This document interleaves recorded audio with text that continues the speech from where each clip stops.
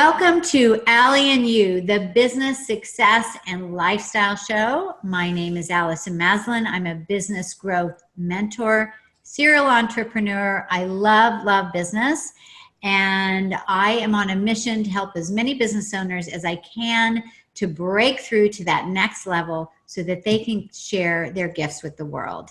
And that is why I wrote this book, Scale or Fail.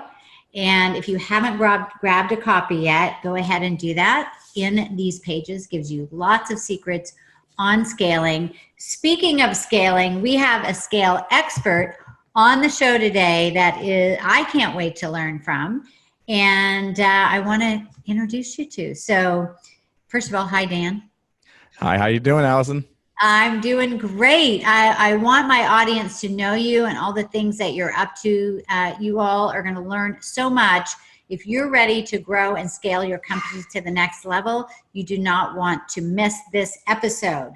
So I'm going to just do a quick intro, Dan, so they can get to know your background a little bit. And so Dan Handford is the founder and president of 5 specialty medical clinics throughout Southern California. That's where I am. Not in Southern California. He's in South Carolina.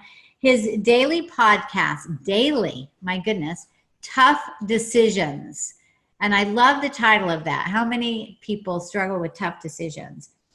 So Dan interviews successful entrepreneurs and real estate investors on how to overcome the biggest challenges of owning a business, because you get into business and you're all passionate and all of a sudden it's like, oh my God, this is a lot harder than I thought it was going to be, right? So listen to this. Dan has investments in over $67.4 million of real estate. We actually just closed on our property last week and we're at 115 million now. So a little bit more than that. Yeah, 67 million. That's like old school. And currently this is probably when I had your bio, it's probably grown. You had 825 apartment units. Yeah, we have a little over 1,200 now. 1,200. Okay, you are rocking and rolling, Dan. Dan is an angel investor supporting numerous young entrepreneurs. He also really gives back and has donated hundreds of thousands of dollars to local charities in the South Carolina area. So those of you watching and now, are you really interested in what Dan has to say? I know I am. So Dan, welcome. Well, thank you again for having me. I'm looking forward to sharing more about our background and a little bit about our story as well. Yeah, well, thank you. I know you are a busy guy and I appreciate you taking the time. And so tell us a little bit about your background as an entrepreneur. I mean, you have training as a chiropractor, you got these medical clinics and real estate. How did this all come about? Sure. So I kind of take most people back to when I was born, and my mom always told me, she said, whenever you were born, you were turning around negotiating with the doctor as to which cheek to slap, to kind of get me crying when I first came out. So I've kind of always been an entrepreneur throughout my entire, life from what I can remember. And, I remember, going and, selling things door to door around the neighborhood, whether it be, just different things for like charity things for the school, little fundraisers, or doing, mowing the lawns or washing windows, or I remember even in high school going around selling Cutco knives and stuff like that. And so every year that I've grown, I've always kind of done something a little bit different. And when I first got out of high school, I really didn't want to go to college.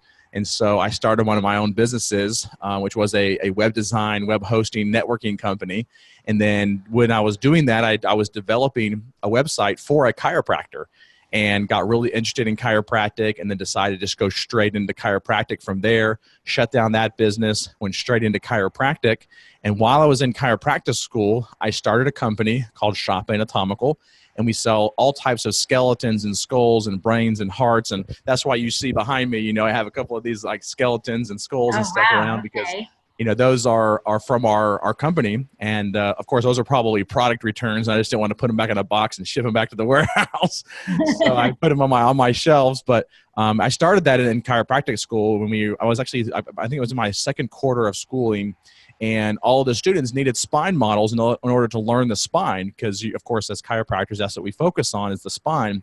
And so in the bookstore, I saw a spine that was $189, $189.95, I think is what it was. And I thought it was ridiculously priced. And so I figured out that, and I also heard other students complaining about it being so expensive. And so I went online, found the manufacturer of it. The manufacturer was able to provide it to me for $42.48. And I ended up selling it for $70, $69.95 to the students. And I, within the first week, sold 80 of them. And I had cash up front in hand, made sure I didn't have any IOUs because I didn't want to be stuck with a bunch of skeletons, or spines. Right. And so 2 weeks later, sold another 40. And then from there, decided to use my skills from web design and web hosting and start to sell the products on eBay. Because I at that time only sold one. It was the spine. But being able to do that opened me up to their entire catalog of over 2,000 products. And I got a very high discount, their top tier discount, because of how much I was selling of the spines. And so I started a company called shopinatomical.com, and we've been doing it for about the last 11 years now, and it produces 7 figures of revenue every year, and it's been great.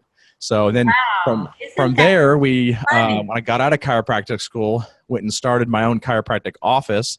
Did that for a couple of years by myself, and then decided to hire on an associate, and then eventually hired on some medical doctors and some nurse practitioners to work for us. And now we have 5 medical offices. Our goal was to scale from 1 clinic to 5 clinics in 24 months, and we ended up doing it in 18 months. And so we accomplished that goal a lot sooner than we had thought we were going to be able to do it. But one of the hard decisions, or tough decisions, if you talk about tough decisions that we had to make there, is to cut out the chiropractic services that we were doing. So now in those offices, we don't do chiropractic anymore. It's all medical, non-surgical orthopedics. And we do a specialty type of non-surgical orthopedics called regenerative medicine. So prolotherapy, PRP, stem cell therapy, those kind of things. And so the types of people that we can help the most in those clinics are people who are going to chiropractic offices and just not getting the relief they're looking for. And so in order for us to build a referral network with outside chiropractors, we had to take it out in our office. Otherwise, those chiropractors wouldn't refer to us because they'd be afraid that we're going to steal their patient. And so we made the tough decision to take it out, and it actually has done really well for us. And we were able to scale from that 1 clinic to 5 clinics very rapidly. Wow, that is incredible. Isn't it wild how one little thing in your life sets you down on a whole path? It does. And you saw the opportunity with the spine, and most people, 99.9%, would have not called to see if they could buy it at a lower price and then retail it. So that sets you on a whole. And the funny thing is that to this day, it's still our number 1 product that we sell. We sell probably 200 to 300 a month of those spines. Wow. Yeah, that's your 80-20, right? Or yep. your 20 of your 100. So so now you also interview business owners like we're doing right now, and about the issues that they struggle with in their journeys. What was your inspiration to do your show? Sure. So earlier this year, I actually was at a conference where I heard a person speak there, and it really hit me about becoming the general in my business. And so at the time, I thought that I was the general because I was the CEO and I was running everything, and I was every day going and doing stuff. And he made me think about well, if you're really the general, why are you having to go in every day? Because the general doesn't go in every day like that. The general just manages from a high level. You look at somebody like Warren Buffett, he doesn't have to go into each one of his businesses every day. He can call up the CEO and make sure everything's being done the way it needs to be done, and watch things from a spreadsheet, if you will. And so it really made me think. It was actually on a Friday night that I was sitting up till probably 2 or 3 o'clock in the morning thinking about that concept.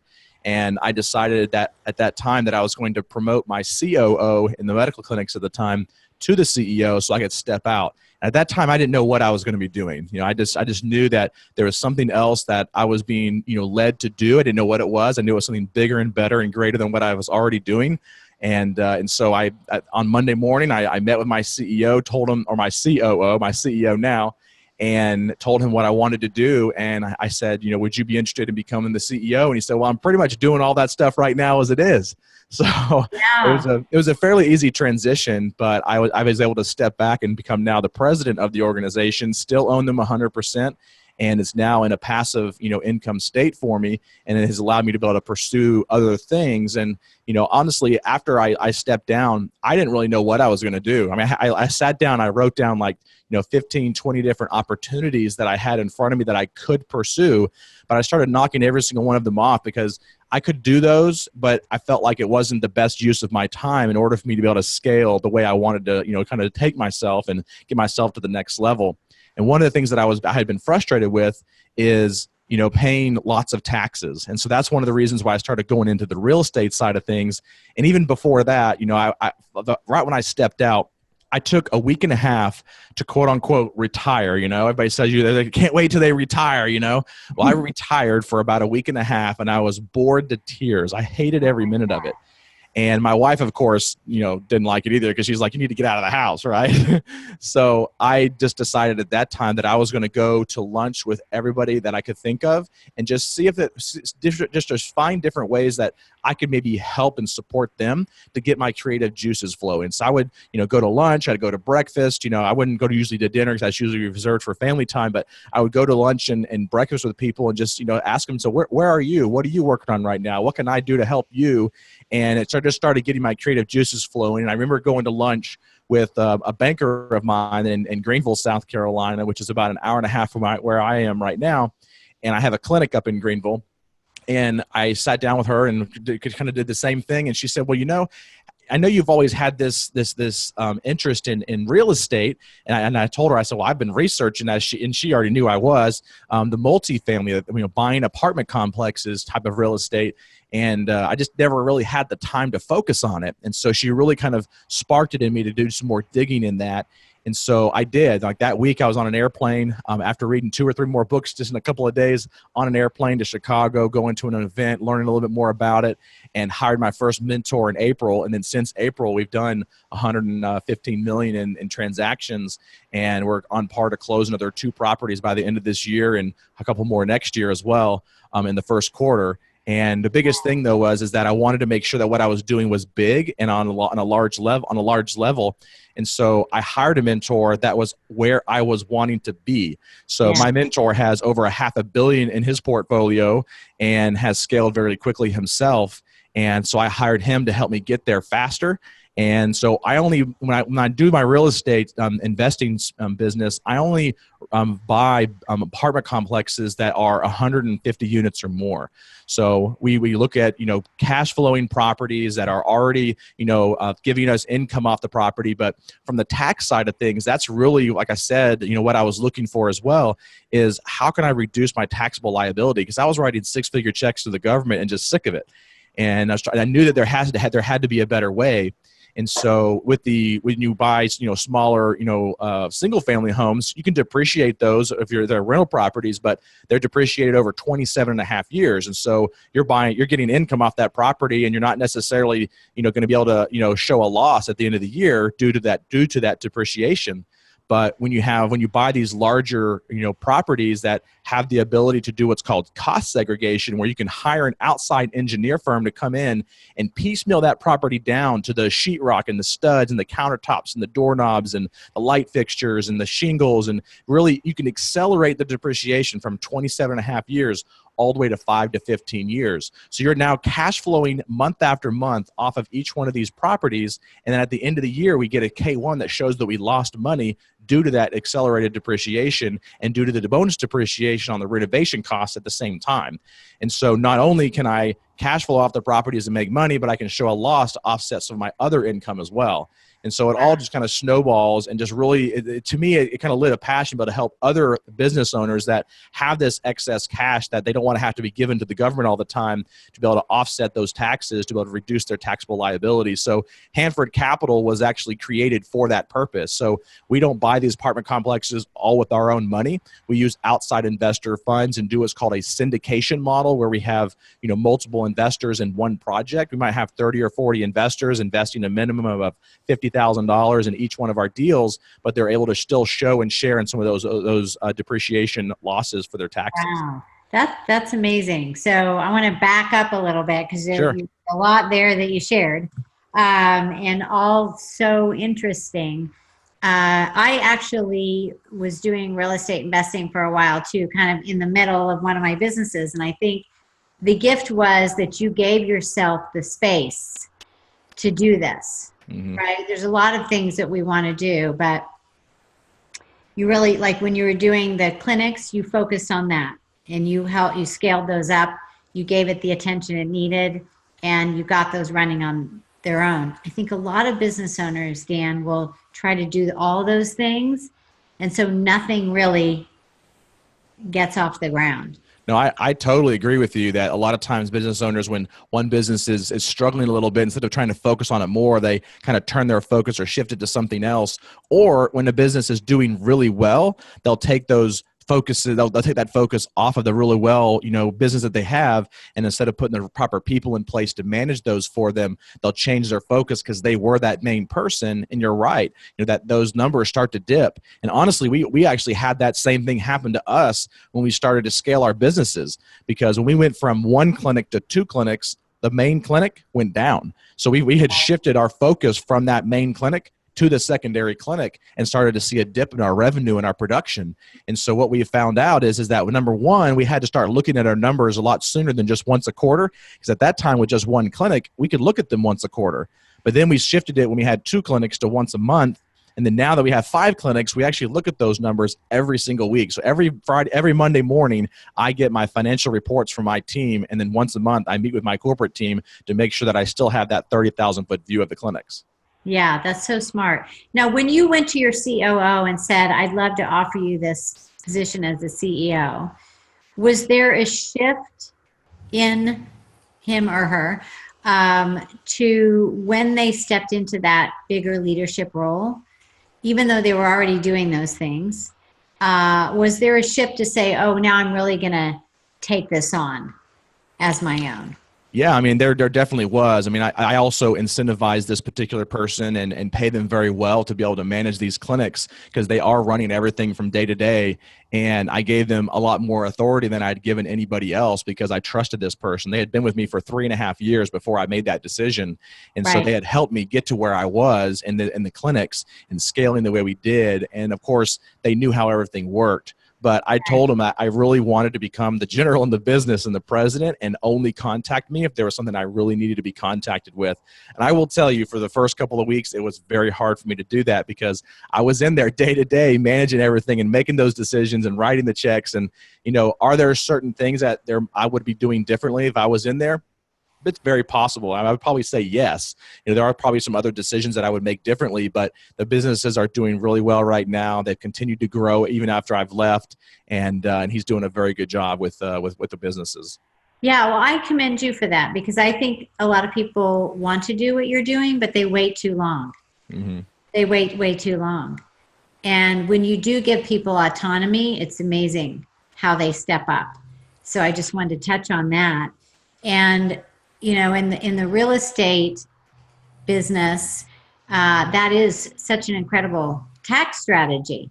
Yeah, that is phenomenal. But here you were, you had 10 days off, and then you're on a plane, and you've already read 2 books, and you're in there, and you wanted to make it happen. So, and it's kind of interesting how it's all turned around because I also started a group called the Multifamily Investor Nation about 2 months ago, and we're already over 2,000 members, and we're doing our first live virtual event in January, where we're going to have over 1,000 paid attendees at that event as well, and have a lot of the high-level speakers from around the country coming in, actually around the world. We even have some from Australia that are going to be coming and speaking at that event. So we're really excited about that event. But one of the things I'll also mention to you and your listeners is that, yes, when you try to invest in real estate yourself, it does sometimes take your focus off of your core business or your core product. But I will say that that's one of the reasons why I created Handford Capital, because I found that for myself too. There would have been no way for me to be able to do what I'm doing now if I was still in the clinics. But with Handford Capital, we're able to take outside investors and bring them into our investments as what's called a passive investor. So we have investors that are working full-time jobs. They're physicians, they're doctors, they're lawyers. They're just everyday people. We have a lot of IT professionals and business owners and entrepreneurs that are investing in our deals because they don't have time to do it themselves, but they still want to not have that. They have that fear of missing out, if you will, that FOMO of being able to have to continue to pay taxes when they really think that there's other ways for them to offset that. And this is a really good way to do that. And again, that's one of the reasons why I created that company. And it's a win-win situation. It helps is. you with cash flow, and then they get some great investments. Yep. Right. And still can do what they're doing. So what do you feel are, when you think of the growing to scaling, and what do you feel like are some of the biggest challenges that you have met, and how you overcame those? Sure. I know there are always new ones, but. Yeah. I will say that one of the very first things that I really had to learn how to do, which was, again, very hard for me, is the art of delegation. Because when I had just the one clinic, I was doing everything. I was the chiropractor. I was the owner of the clinic. I was the one ordering the toilet paper and the face paper for the tables and the pens and the paper clips and filing the insurance claims and posting the checks. And there was times where I would even be collecting copays over the counter and stuff. So I was able to do everything, and and until I got my mind to the point of being able to just step away and delegate some of those tasks that I knew that other people could do, that's when I was really able to scale, because I wouldn't have been able to scale the way we've scaled if I was having to do everything. And so I would say, by far, of anything that I can think of, being able to delegate and have the mindset that, even though, because I still feel today that I can still do all of it better than anybody else. And yes, you might say that's an ego issue, and I'll tell you it probably is, because I that's a problem, that's a flaw that I have. But that's why it was very hard for me to delegate. It's because I felt like I was the one that could do it the best. But I had to realize that even though if I delegated it to somebody else and they only did it about 75, 80% of the level that I could, it still allowed me to step away and do what I was wanting to be able to do and to be able to grow and scale. Otherwise, I wasn't going to be able to do that. Right. And so you have these two three with the products, cash flowing business, plus you're an angel investor as well. And if you didn't delegate, you wouldn't be able to do all of these things. So what do you feel like that are some of the common blocks for business owners? I know, I'm mentoring business owners all the time. That's what we do. I would love to hear from you. What do you feel like are the biggest blocks for business owners to take that leap? Sure. To be able to take that leap to scale, I think one of the things that a lot of business owners neglect is being able to watch their numbers. Because, one of the things that I do is I actually coach and consult physicians across the country. So I have medical offices that, contract me to be able to, teach them what I've done in my clinics to be able to allow me to be able to get to where we are. And one of the common threads that I see is business owners not watching their numbers. And, I'm a big believer in the fact that if you can't measure something, you can't manage it. And so it's very hard to be able to go into somebody's clinic or even a business or whatever and say, how is your clinic doing? And you ask the business owner, well, what were your collections last month? And they're like, I don't know. I'd have to go talk to my CPA. I'm like, well, you should know those numbers. Those are some core numbers. If you have, for example, in our case, we have new patients that come through the office. Do you know how many new patients you have coming in? And how many of those new patients accept treatment? And of those patients who accept treatment, how many of them complete the treatment? And if you put an ad in the newspaper, how many people are calling off of that ad, and how many people are booking an appointment, and how many of those people that book an appointment actually show up? And so you can actually track the whole lifetime value of a customer. I think that's one of the biggest things that business owners miss. And if they can get that in place, they can start to manage from the numbers. So agree. I talk about that lifetime value in the book, because it's not about just that initial sale. I think a lot of people, I made the sale. But really, it's about looking at, what is the average time spent, dollars spent, referrals from those people to determine the value of that. And I think a lot of business owners do get into trouble when they're not managing their numbers, or like you were saying, and I think in the physician world, the chiropractic world, things like that, the solopreneur, you get into business because you have a passion. It's running the business part is definitely seems very foreign to a lot of them. And so you can help a lot more people if you get that business side down. So I agree with you. The numbers are crucial. And how do you, in some of your challenging times, Dan, and I'm sure there's been some, right? Cash flow issues, whatever it is. How have you been able to keep a strong success mindset? Well, that's a big question. I would say that I'm a very optimistic person, and I have a very optimistic personality, just from, my outlook on things. And so instead of always just, dwelling on, the negatives of things, I balance that with, what would we do? What would we do in the worst possible, scenario? So for example, if we decide to make a decision like we did to cut out the chiropractic services in our office, and that was a tough decision. What would happen if we cut that out? And all of a sudden the numbers just tanked and we just started losing money and just left and right. Well, there's a way back, there's a way out of that. There's a way to add it back if we needed to. And so we had a contingency plan in place to be able to add it back in there. But I also always, again, I'd probably say it always goes back to the numbers, because thinking back to all the times where we struggled or where we had issues, it was lack of cash flow. But I knew the cash flow was coming because I could look at the projections and I can look and see the numbers. But not being able to have those projections, I think, would have been a lot harder, because even we talked in the green room a little bit. My wife is part of our businesses since we've been married. We just had our 10-year anniversary in January. In June. And she's probably the one that worries the most about that stuff. And she knows that if I'm not worried about it, then she shouldn't be worried about it. But, even though I'm like that, she still does have a concern about it. But I think when she gets worried is when I start to get worried, Yeah. Well, and that's, you two work together in the business, and it seems like you work well in the business, but it can happen with spouses, even though don't even work together. One of them is stressed out. The other one's like, yeah, I'm fine. And then that person starts wigging out over worry. And then it gets things on a negative cycle. Yep. That's not good for anybody, right? Nope. But I like that. What you're saying is stay connected to the numbers. Then you can have those projections. That the cash flow situation's temporary. That you're going to get past it. You've got money coming in, and maybe there's a way creatively to use that contracted money coming in to create other revenue. Now there's all kinds of creative things that you can do. Yeah, I think that's the biggest thing too, is always being able to have your mind on what is the next thing that you could do, because there might be a point in time where you start a business and you realize this isn't working and we need to shut it down. And that's a tough decision. But a lot of people, look at that and they go, well, I don't want to shut it down because I don't want to be looked at as a failure.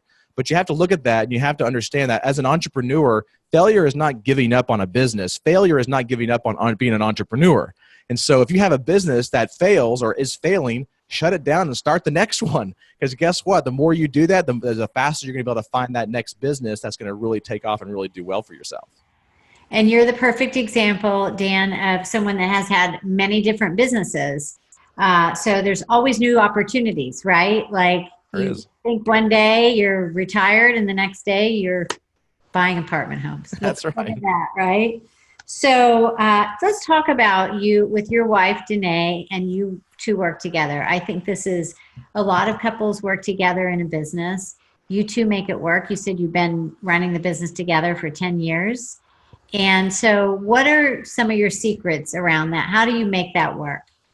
Well, one of the things that we always practice is open communication. And again, we're not perfect at this, but that's one of the things that we strive for, is to strive to be as openly communicative as possible. And so, in the evenings, we're talking a lot, but one of the things that we try to do in the mornings is we get up a little bit earlier before we get our kids up, and we grab a cup of coffee and we go sit on the back porch overlooking the pool and talk about business and talk about what's going on in the family, and really having that open communication. And not holding anything back from the other person is, that's one of the probably the hardest things for me, because there might be something going on in the business that's, I know, is going to be a struggle for us, or it's going to be maybe some bad news, but and I don't necessarily want to tell my wife about it, because I know how she's going to react, and she might be a little bit frustrated or upset over the next couple of days or whatever. But I feel like it was better for me to go ahead and get that out there and open, because if I didn't, in a lot of situations, I would probably still be in the same issue, or at least it wouldn't have gone as well. But really bringing her in and getting her insights has really helped me,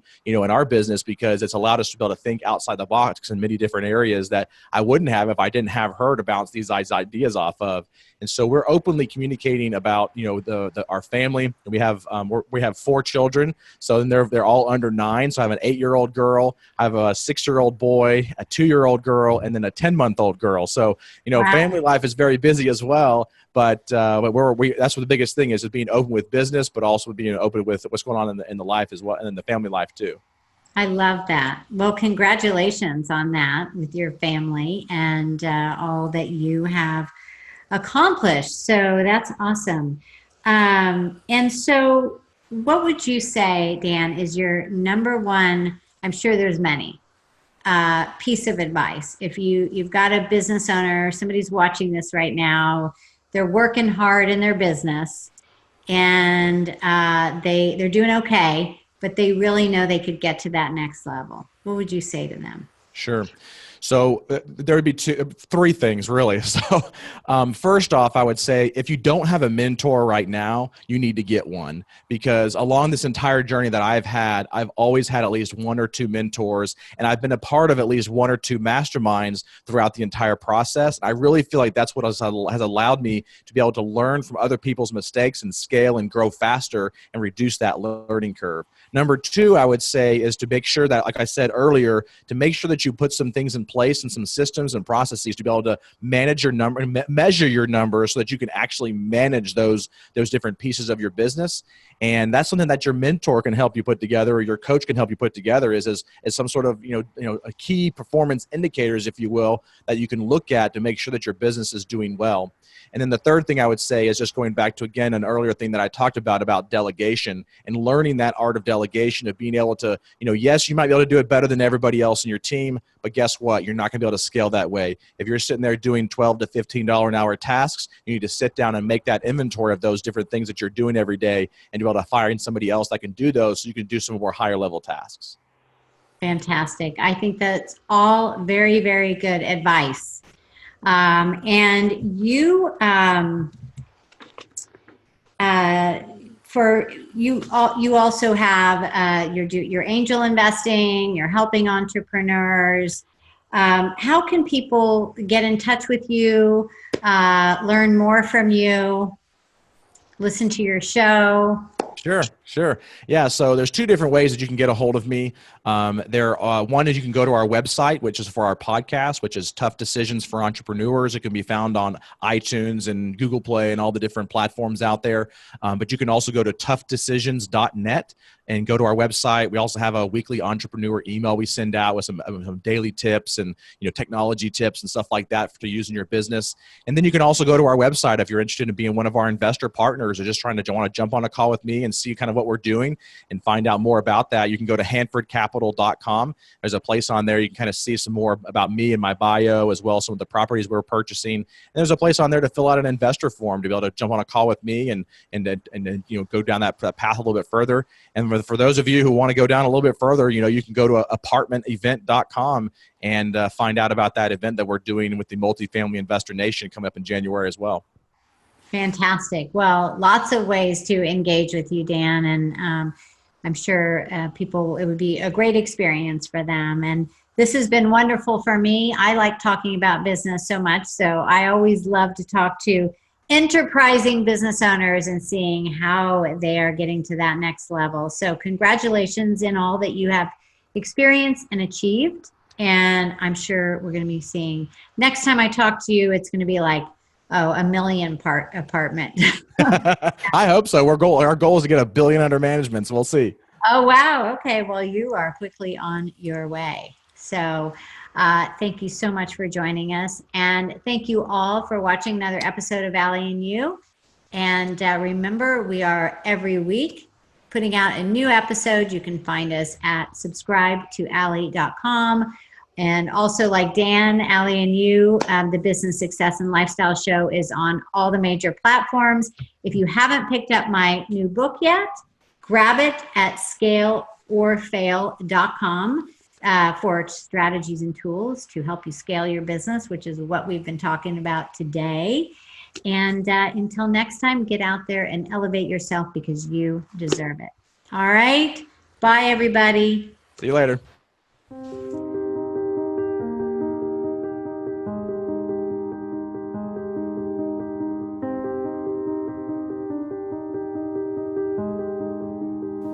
Scaling a business is not for the faint of heart. Playing it safe causes 34 million American business owners to avoid risk entirely and suffer from smallness. I understand what you're feeling. No matter how hard you work, no matter what you sacrifice, you just can't seem to get to that elusive next level. That's because what got you here is not going to get you there. Scaling is not about working harder. It's not that one right strategy. It's the whole picture. It's you. It's your big, beautiful vision. It's your team. It's your drive. It's how you show up. It's time to take a leap off the trapeze so you can soar high in your business, but you're holding on too tightly and killing your growth. If you're truly ready to leap, it will not be easy. If you want easy, there's always your comfort zone. Are you prepared to fly? You're well beyond the startup phase in your company. You've created a decent level of success. Your tenacity, your spirit have gotten you here. But my gut tells me you were not put on this earth to play small and stay inside the box. There is something about the ability to direct your own fate, that drive for freedom, expression of creativity, building your legacy, that pushes your entrepreneurial buttons and that wild spirit. If you are fully ready to bust out, step into your power, own it as the leader and visionary that you are. It's time to get your arms around the method that will finally get you there. You are not meant to be small. You are meant to shine. If you are truly all in, then let the adventure begin.